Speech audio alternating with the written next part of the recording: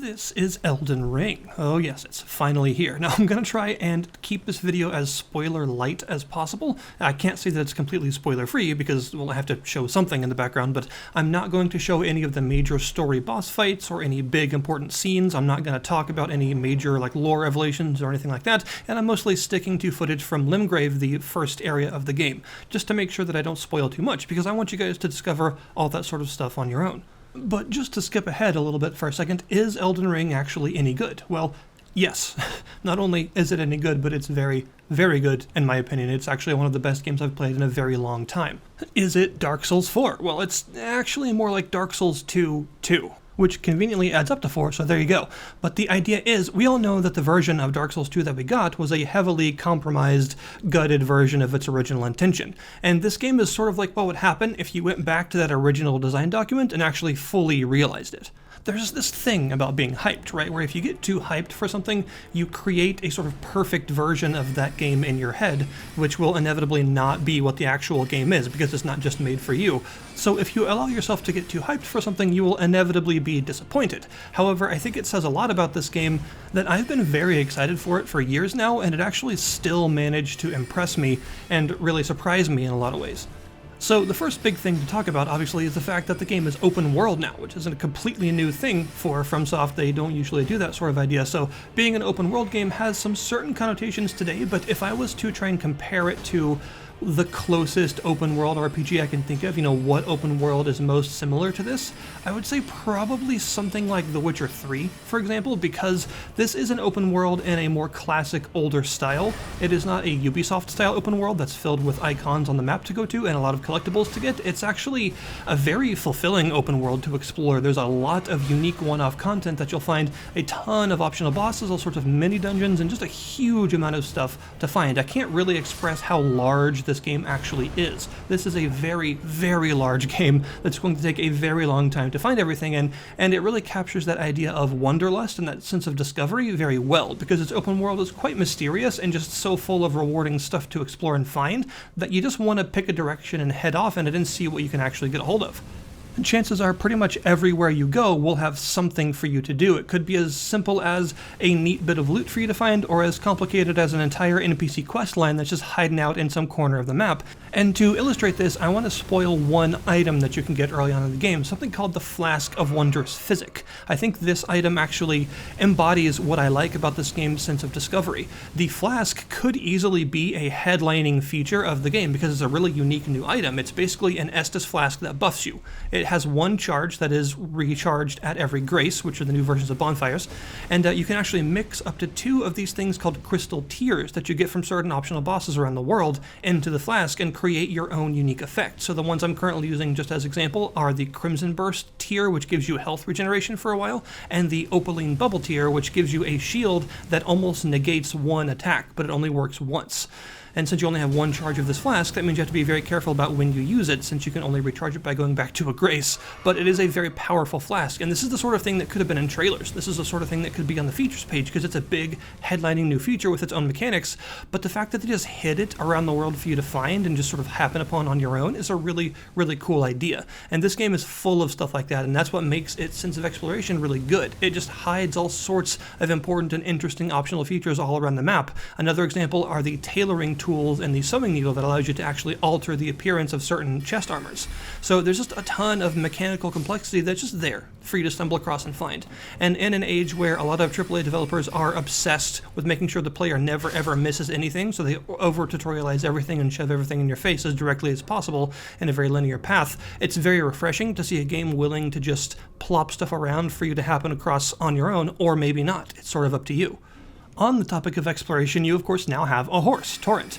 You can summon this horse at any time with a special item that you get when you actually obtain the horse himself, and this is a pretty cool new feature because of course it is a very large open world, so you need a quicker way to get around it, and Torrent is fun to ride, and there is mounted combat in the game. He can also double jump, which is really useful and in fact necessary to get into certain optional locations, and I really like the way that they've designed the encounters you can use him in, because the thing is, a lot of people were afraid that he would make the game too easy, that mounting up would basically be easy mode for when you were having too difficult of a time, but that is absolutely not the case, because the various optional field bosses that you can encounter all around the map are often either mounted or very fast or very large and have very large far-reaching attacks and stuff like that, and you need the horse to actually fight them on even ground. Fighting them on foot is generally a huge mistake. So the horse does not feel like a crutch that is there when you're having too hard of a time. Instead, it feels like a necessary new part of combat, mounted combat, to ensure that you're actually able to fight some of these new enemies evenly.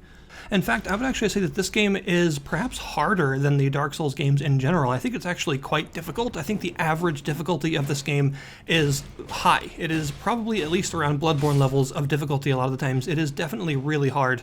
And I think a lot of that is because there are a large number of challenges that you aren't necessarily meant to actually complete as soon as you find them. And I think the game attempts to illustrate this by putting the Tree Sentinel, an optional boss out in the field, as being one of the first enemies you'll see after you complete the tutorial.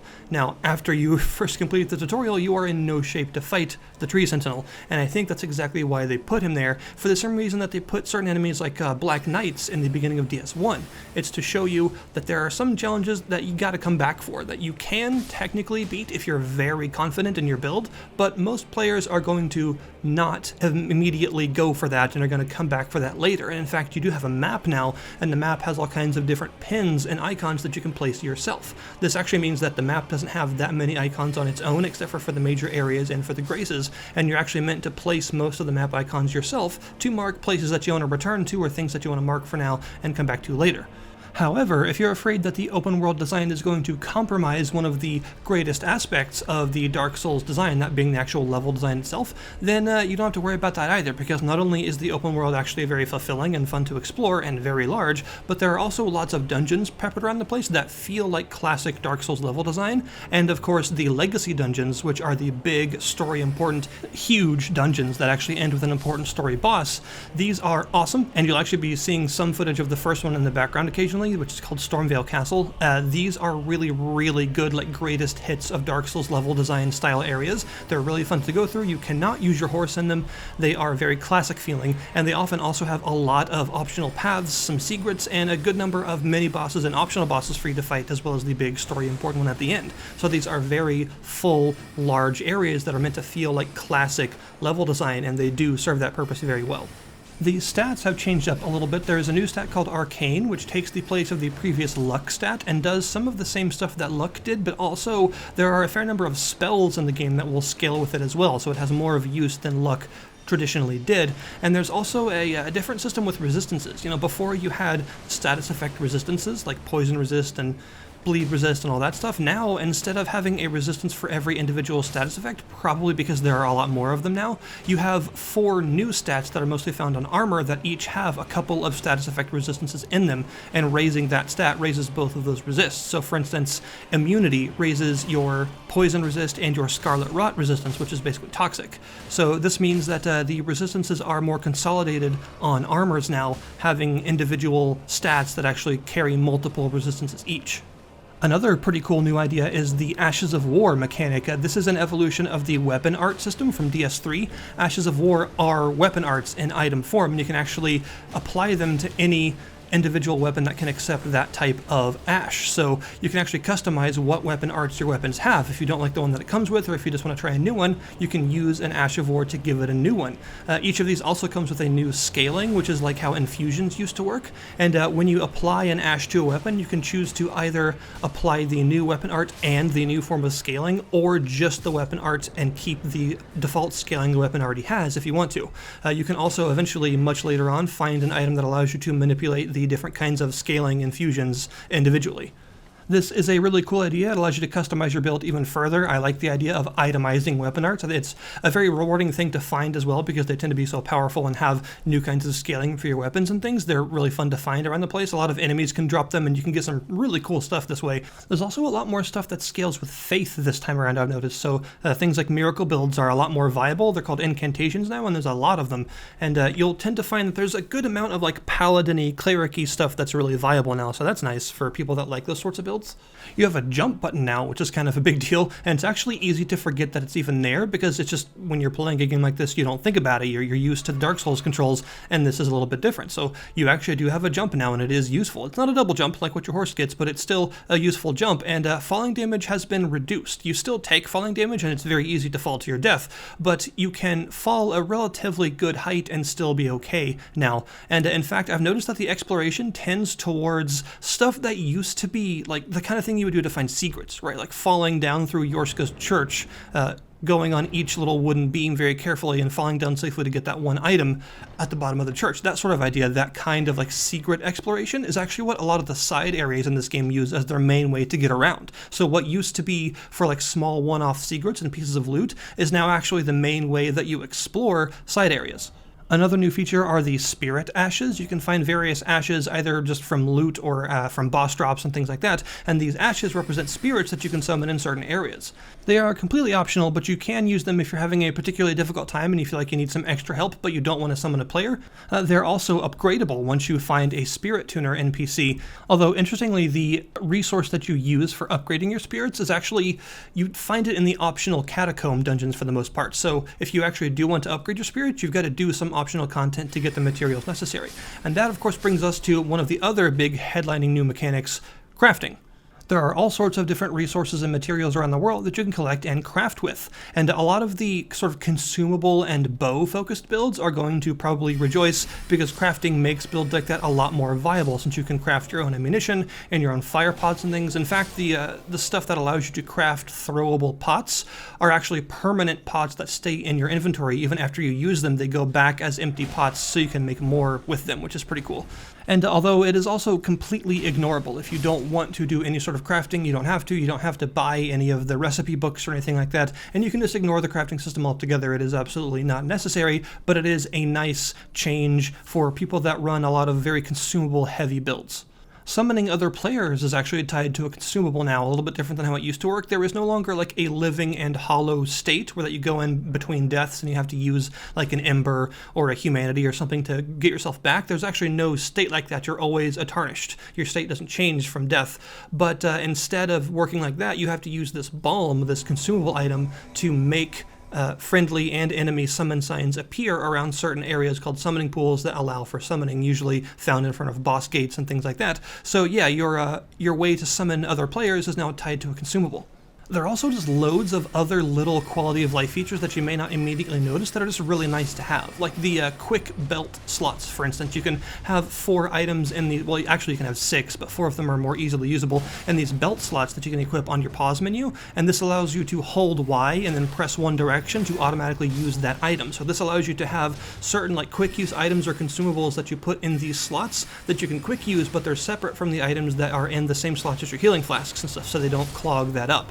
This is a really nice feature, especially for things like the horse whistle and other things that you're going to use very often, but you don't necessarily want to put in your main usable item slots. There's also some other changes, like the fact that enemies belch out this little particle effect when they die if they're going to drop an item, which is a really appreciated change because previously you had to wait for the death animation to end before the item actually appeared on the bodies, which could lead to you sometimes missing drops because you thought they didn't drop anything, but they actually did. But now, as soon as an enemy dies, if they're about to drop something, they puff out this like blue particle effect that's very obvious, but also not in the way obnoxious. So it makes it clear that an enemy is about to drop something. So that's a really nice little change. One interesting new thing is that Elden Ring actually doesn't have any ring slots, ironically enough. It instead has talisman slots, and you only start with 1. Talismans have the same role that rings used to have, but they seem a little bit more powerful to me, probably because you can only equip a much fewer number of them at a time. And after defeating certain story-important bosses and things, you'll obtain Talisman Pouches, which will increase the number of talismans you can actually equip at once. So, like previous games, you will end up with like the 4 ring slots, but you don't start with all of them.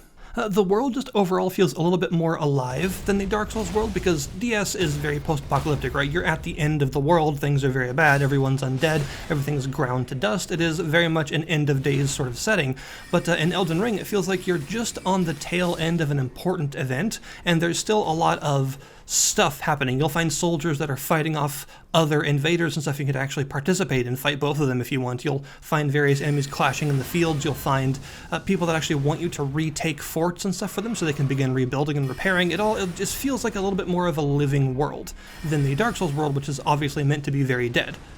The soundtrack is of course very, very nice, and the boss soundtracks are all individually pretty awesome. You also have a new safe hub area that is actually explicitly located outside of the main world. It's called the Round Table Hold, and then it's got some pretty cool NPC interactions and things you can find there, and you can gather various NPCs from around the world to visit and stuff exactly as you would expect. Oh, another one of the quality of life features is the new group password system. So the game still has the password system from DS3 and I think Bloodborne that makes it to where you can set a certain password and only see summon signs from someone that also has that password. But there's a new group passwords function that allows you to see all summon signs like normal, but summon signs using the same group password as you will look different. So it's kind of like a player-made covenant sort of system, or like a clan or guild idea, where a whole bunch of people can use the same password and then see each other as larger summonable signs in the pool of all of the signs and sort of group themselves together that way. It's kind of a neat feature actually, and expands some co-op possibilities. Overall, I think it's pretty clear, but I very much definitely really like Elden Ring. I think it is an absolutely fantastic game. Words like masterpiece are not thrown around lightly here, and it is definitely worthy of that title in my opinion. Unfortunately, the elephant in the room right now is the PC performance, which I can't comment too much on because it actually performs really well for me for the most part, but I know some people are having very bad stuttering issues. I've had a couple myself, and I've also had one crash. The game clearly needs another patch or two before it is ready for prime time, so that's unfortunate. It definitely deserves to get those patches and run as well as it should for people, so hopefully that happens soon. But overall, yes, I definitely love Elden Ring. It is a game that I am always excited to boot up and start exploring some more because it's just so huge and full of fun stuff to discover, and that sense of wanderlust is really strong with this game, where you can just pick a direction and go and find all sorts of neat stuff and have some memorable adventures and things. So yeah, this is a really fantastic game. It's definitely hard if you've never played the previous Dark Souls games before because they just intimidated you or you just didn't know if they were for you. This is actually not a bad place to start, because even though it is quite high difficulty, there's also always a whole bunch of other stuff that you can go and do except for that one boss that you're stuck on. Whereas in Dark Souls, if you're stuck on a boss, you generally only have the choice to just bash your head on the brick wall until you get through. But because of the open world design of this game, if you're stuck in one particular area, there's a whole world of other stuff that you could also be doing if you want, so you can come back later and try it once you're a little bit stronger. So I think that makes it, although no less difficult than previous games, it does make it more accessible to people that want to explore a lot more and things. So yeah, this is actually a pretty good game to get into if you've never experienced a Soulsborne game before, and is, in my view, really truly fantastic, and I'm going to be playing it for a very long time, and I hope it is expandable with some DLC in the future. I'd love to see that, but I've still got a large portion of the game to go on my first run anyway. So that is Elden Ring. Absolutely recommend it, although if you're on the fence because of the current PC performance and don't trust the Steam refund system to be able to refund it in the amount of time that you want to put into it to figure out if it runs or not, then do wait for another patch, because they are currently working on one that should hopefully fix more issues. The Day 1 patch did fix a surprising amount of the performance problems, so hopefully the next one will fix even more of them and it'll perform like it deserves to. So thank you guys very much for watching. The link will be in the description below this video to the Steam store page of Elden Ring, and I'll see you guys next time.